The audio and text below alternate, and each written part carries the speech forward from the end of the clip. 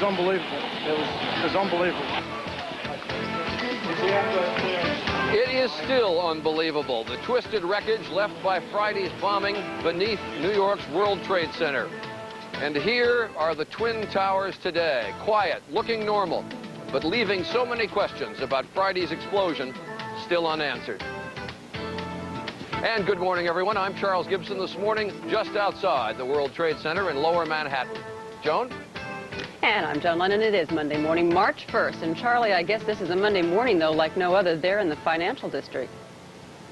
Indeed not, Joan. This was a terrible blow for Wall Street, but because the towers are such a center for the financial markets, those financial markets touch the rest of the nation, indeed affect the entire world. The Twin Towers themselves are shut down today. They're going to be shut down for at least a week. Most people think of the World Trade Center as just the towers, but it's actually a complex of 7 buildings, 5 of them much lower. The commodities exchanges, which are located here, will be open today in one of the lower buildings. They will be trading, not as normal, but there will be trading today. Behind me is the Vista Hotel, one of the lower buildings of the complex. It was under the Vista that the bomb actually exploded. You can see the blown out garage doors. As to who set the bomb, how, or why, that investigation is going to take months, obviously. We'll cover this story up, down, and sideways today, including advice for people who work in high-rise buildings, and that's a lot more people than you'd think. Joan? And in just a few minutes, New York Governor Mario Cuomo, who, of course, is closely following this investigation, and we will get a chance to meet some of the very lucky people who got out alive. Right now, Spencer's got the weather for us. Okay, Joan. First day of March, and the roar of the March lion can certainly be heard in the southern Rockies and southern plains today in the form of heavy rain and heavy snow. I'll tell you how much and where in this half hour.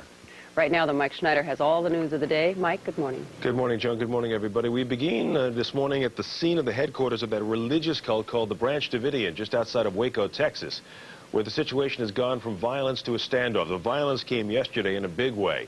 Federal agents raiding the compound, they were looking for weapons, and they were looking to arrest the group's leader. But the people inside were ready. And what came next was a shootout that went on for somewhere in the neighborhood of an hour. This morning, things are quiet, but they remain tense. About 50,000 people worked in the World Trade Centers before the blast on Friday. And the question obviously arises, what do you do with 50,000 displaced workers? And the business but normal here, 3 days after a bomb punched a hole in the World Trade Center. 5 people dead, more than 1,000 injured. And the question remains, who did it? Good morning, everyone. I'm Charles Gibson. This morning down in Lower Manhattan, just outside the World Trade Center. Joan? And I'm Joan Lennon. It is Monday, March 1st. And Charlie, behind you, I guess we're really looking at a 110-story ghost town this morning. Well, ghost town is a good term. The World Trade Center is really home for about 350 national and international companies. The towers are closed down today. They say will be closed down the rest of the week, so this is sort of a ghost town. This represents 10% of all the office space in Lower Manhattan. Day number 3 after Demolition Day Friday, with authorities trying to piece together a puzzle of what happened. They are sure it was a bomb that killed 5, injured more than 1,000 people, and left 1 still unaccounted for.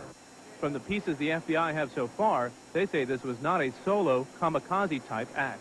We are not jumping to the conclusion that it is a terrorist incident perpetrated by any particular group, but that is a possibility, and our investigation will look at that possibility very closely. Possibilities, Fox says, a drug cartel, in particular the Medellin cartel, or a guerrilla group. Officials say traces of nitrate were found, indicating TNT or dynamite, and providing a clue why the blast created so much damage. The area is still unstable, so it's difficult to move anything. It's certainly difficult to get pieces of equipment in there, and there's going to have to be some preliminary shoring up before they can fully get into that area. The instability is keeping bomb experts away from the actual blast site. This will be an expensive act, costing some individual firms millions of dollars a day or more. From past experiences, officials don't expect to reach any conclusions for at least 4 months. There have been 50 calls claiming responsibility for the act, and the FBI says many more calls with pertinent clues and leads. Meanwhile, city officials say they will spend Monday mapping out a strategy with police and private sector security forces. On a bit of history to get this job done. In fact, going to go back 20 years in terrorist records, back to the Munich Olympics, to find out exactly what path or if there's any clues to how this happened. And they're asking companies to go back 2 years to the Kuwaiti situation and beef up your security to that level. That's what the level they would like to see in the financial district from this point forward. John, we are hearing some speculation, and I use the word advisedly, it is speculation at this point, about structural damage at building number 2. Now, I don't know if you've got any hard information on this subject, but clearly that is a very serious implication. Well, the buildings 1, 2, and 3, Stuart, are expected to be out for a week. The official word, actually, from the FBI and the Port Authority is in excess of a week, and they don't want to put a number on it. We just got done talking to a Port Authority official, and he was reluctant to give us any clear answers on this, which is an indication that they don't really have a good feeling what the structure looks like underneath. We do know that the bomb experts couldn't get underneath. World Trade Center in Lower Manhattan. Thanks.